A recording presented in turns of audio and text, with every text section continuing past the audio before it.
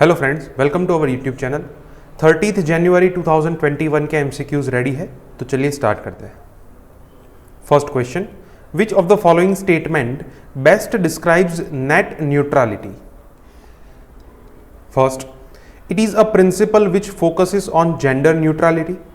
Second, it is a tax which is imposed on net profits of internet service providers. Third, it is a principle which states that all traffic on internet should be treated equally and there should be no discrimination by internet service providers. And fourth, none of the above. So the correct answer is C. Net neutrality क्या है? तो ये एक type का principal है which states that all traffic on internet should be treated equally. मतलब कि किसी भी इंटरनेट के ऊपर जो भी कंटेंट दिखाया जाता है, हर टाइप का कंटेंट जो है it should be treated equally and there should be no discrimination. Let us try and understand this concept by an example. जैसे मान लो कि कोई इंटरनेट सर्विस प्रोवाइडर है एयरटेल और कोई कंपनी है फॉर एग्जांपल एप्पल. अब दोनों के बीच में अगर मान लो कि टाई अप होता है, तो जो भी सब्सक्राइबर्स एयरटेल के हैं वो जब इंटरनेट का यूज़ करते हैं तो वहाँ पे एप्पल कंपनी की एडवर्टाइजमेंट अगर ज़्यादा दिखाई देती है as compare to other companies. अब पैसे तो सभी कंपनीज देती है एयरटेल को, लेकिन ये दोनों के बीच में टाई अप है तो एयरटेल क्या करेगा कि उनकी एडवर्टाइजमेंट जो है वो ज़्यादा दिखाएगा. तो इस टाइप के कंसेप्ट को कहेंगे ब्रीच ऑफ नेट न्यूट्रलिटी, कि ये इंटरनेट सर्विस प्रोवाइडर जो है वो हर एक कंपनी को इक्वली ट्रीट नहीं करता. तो इस प्रिंसिपल को क्या कहते हैं? नेट न्यूट्रलिटी कहते हैं. Answer is C. तो ये कल के न्यूज़पेपर में काफ़ी अच्छा आर्टिकल था जिसके अंदर बताया गया है कि किस तरीके से जो बिग टेक्नोलॉजी कंपनीज है उनकी डेटा के ऊपर मोनोपोली है और किस तरीके से हम उसके अंदर से पॉजिटिव एक्सटर्नलिटीज़ एक्सट्रैक्ट कर सकते हैं. मतलब कि उनकी पॉजिटिव इंपैक्ट क्या हो सकती है दूसरों के ऊपर, वो हम एक्सट्रैक्ट कर सकते हैं एंड कंज्यूमर सरप्लस. तो यहाँ पे बताया गया है कि किस तरीके से telecom regulatory authority of India जो है उन्होंने प्रिंसिपल ऑफ नेट न्यूट्रलिटी को इम्पोज किया था. इस वजह से ये टॉपिक न्यूज में है. Second question, which of the following statement is or are correct about agriculture produce marketing committee APMC?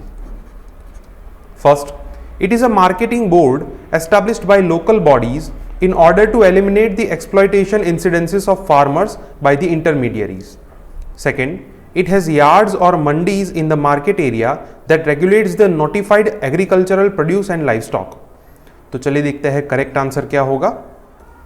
Correct answer is B, second only, first is incorrect. APMC जो है वो लोकल बॉडीज एस्टैब्लिश नहीं करते, they are established by state governments because agricultural marketing is a subject of state list.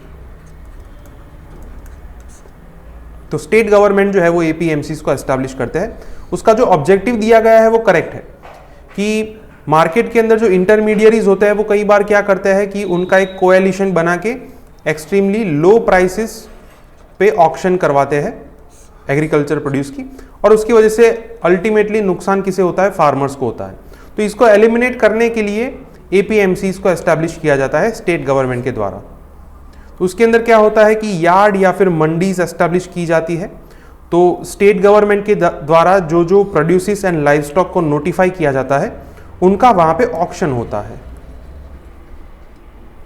So second is correct. Answer is B, second only.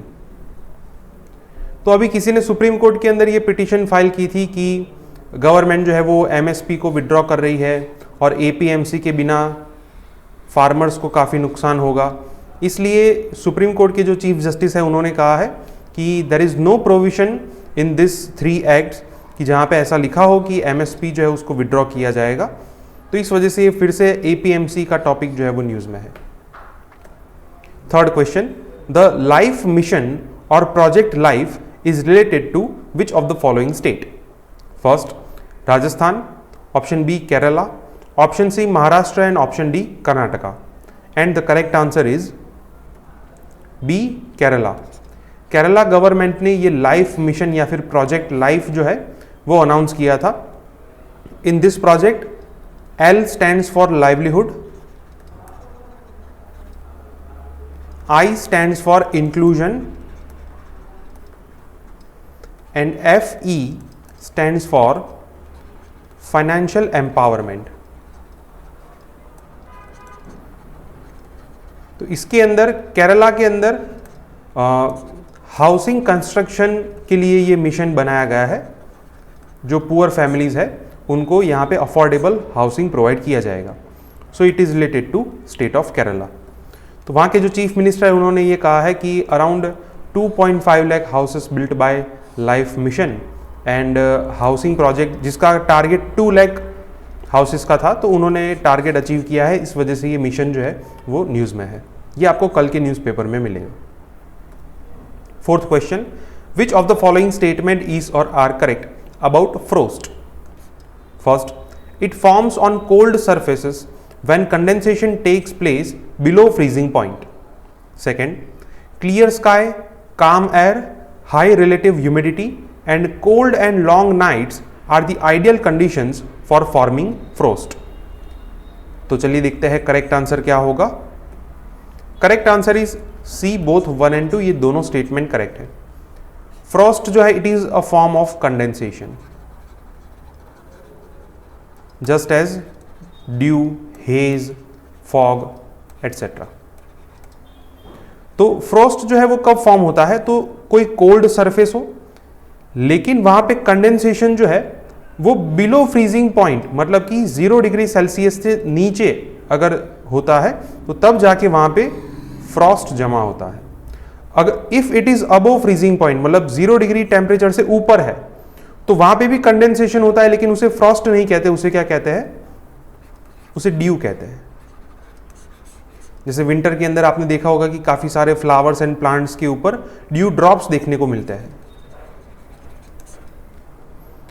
तो उसके लिए perfect conditions क्या है? तो ड्यू एंड फ्रॉस्ट दोनों के लिए परफेक्ट कंडीशन जो है वो सेम है, ऑलमोस्ट सेम है। क्लियर स्काई चाहिए, calm air, high relative humidity and cold and long nights. But the only difference is the freezing point. Dew के अंदर ये 0 डिग्री से ज्यादा होना चाहिए और फ्रॉस्ट के अंदर 0 डिग्री से कम होना चाहिए। Answer is C, both 1 and 2। तो इस विंटर में केरला के अंदर क्लाइमेटिक चेंजेस रिकॉर्ड हुए हैं और उसकी वजह से वहां पे टेम्परेचर जो है वो काफी नीचे चला गया है। तो उसकी वजह से वहां पे अभी फ्रॉस्ट जनरेट हो रहा है। ऐसा काफी सालों के बाद पहली बार हो रहा है। तो इसकी वजह से वहां पे जो टी प्लांटेशन है उसको नुकसान हो रहा है, इसलिए ये टॉपिक कल के न्यूज़पेपर में था। Fifth question, which of the following statement is or are correct? First, Indian constitution does not have any provision for making budget. Second, any kind of taxation needs the approval of parliament. Third, any kind of expenditure needs the approval of parliament. तो चलिए देखते हैं correct answer क्या होगा। Correct answer is B, second and third. First is incorrect. अब पहला statement जो है वो थोड़ा कंफ्यूजिंग इसलिए है because of this word budget.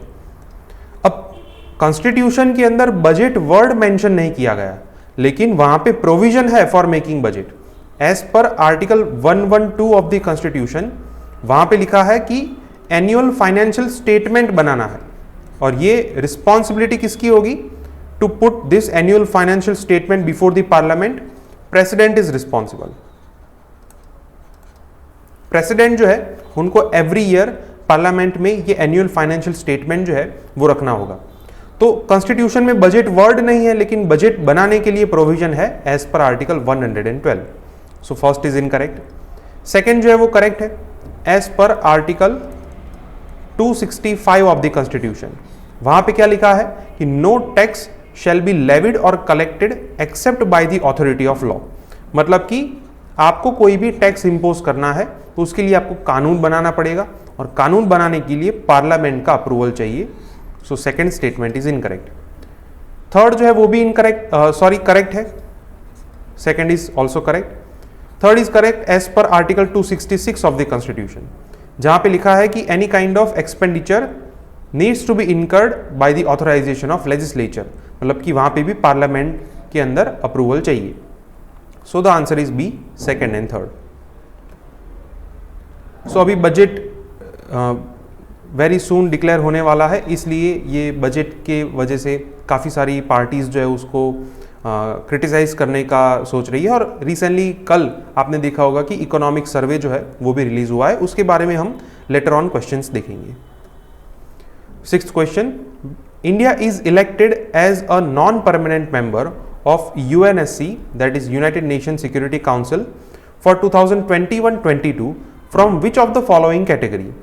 मतलब इंडिया जो है वो 2021-22 के लिए UNSC का नॉन परमानेंट मेंबर के तौर पे इलेक्ट हुआ है, तो वो कौन सी कैटेगरी में से इलेक्ट हुआ है? Option A Asia, option B South Asia, option C Eurasia and option D Asia Pacific. So the correct answer is D Asia Pacific, जहां UNSC के अंदर नॉन परमानेंट मेंबर्स के लिए अलग अलग कैटेगरीज होती है। एक है Africa, then Latin America, then Caribbean, western Europe and Asia Pacific. So India जो है वो एशिया पैसिफिक कैटेगरी में से, बिकॉज वहां पे कोई और कंटेस्टेंट नहीं था, तो इंडिया का इलेक्शन हुआ है। And it is for the 8th time that India is elected as a non permanent member of UNSC।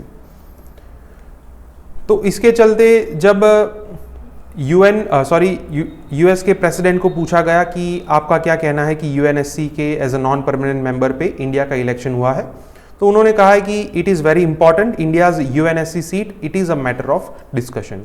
तो इस वजह से ये पूरा फेज जो है वो न्यूज़ में है। और along with that the group of 4 countries is also news, because India, Germany, Japan and Brazil, उन्होंने मिलकर ये ग्रुप बनाया है G4 ग्रुप, और उनका मेन स्टैंड ये है कि हमको भी UNSC के अंदर परमानेंट सीट दी जाए।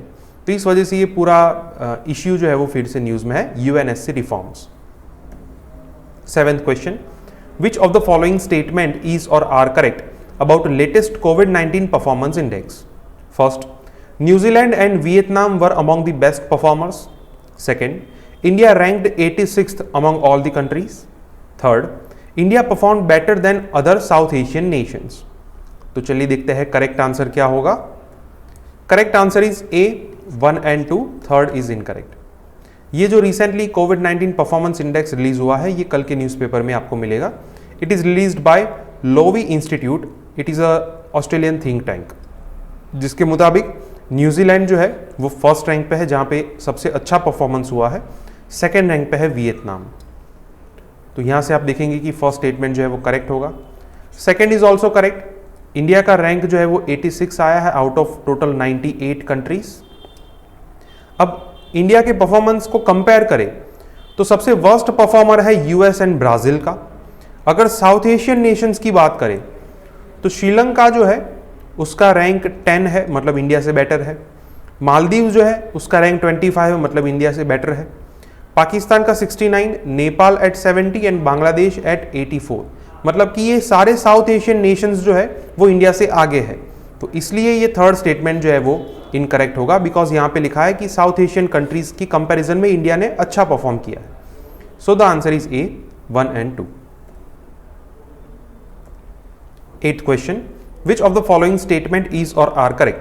First, as per the latest data, gold demand in India has increased as compared to 2019. Second, demand for gold jewelry in India has risen due to heavy investment. तो चलिए देखते हैं correct answer क्या होगा। Correct answer is D, neither 1 nor 2। ये दोनों statement incorrect है। ये आपको कल के न्यूज़पेपर में इकोनॉमी के सेक्शन में मिलेगा। India's gold demand fell to 25-year low in 2020। ये रिपोर्ट जो है वो वर्ल्ड गोल्ड काउंसिल ने दिया है, जिसके अंदर ये कहा गया है कि इंडिया में 2020 में गोल्ड की डिमांड थी 446.4 टन्स, जो कि 2019 में 690.4 टन्स थी। तो हम देख सकते हैं कि ऑलमोस्ट 25% जितना रिडक्शन हुआ है।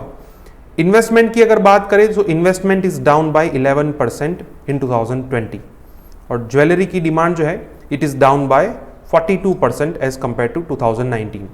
तो गोल्ड की डिमांड जो है उसके प्राइजेस काफ़ी ज़्यादा है इसलिए, और लॉकडाउन की वजह से भी रिड्यूस हुई है। Answer is D, neither 1 nor 2। अब जो दो क्वेश्चन है वो आज के न्यूज़पेपर के फ्रंट पेज से है। Which of the following statement is or are correct? First, the department of economic affairs presents the economic survey of India in parliament every year just before the union budget. Second, It is presented by the finance minister. And third, the economic survey discusses all the major government initiatives with explanations. तो चलिए देखते हैं correct answer क्या होगा. Sorry for this word, it is prepared. So the correct answer is C, 1 and 3.